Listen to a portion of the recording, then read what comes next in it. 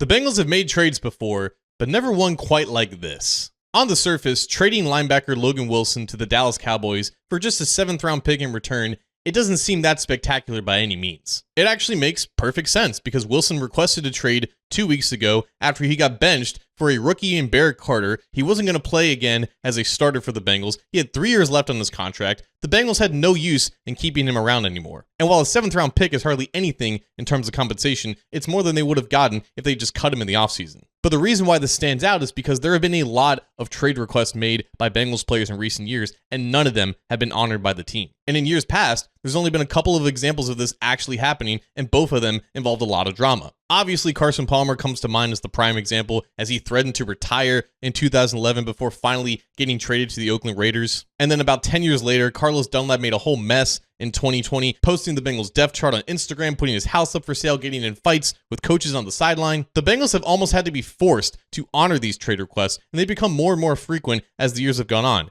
But they weren't forced to honor Wilson's. The trade made sense, and they did it. Now Wilson gets a fresh start in Dallas, and Cincinnati can move on without any of that potential drama. It's not a big step in the right direction, but it is a step.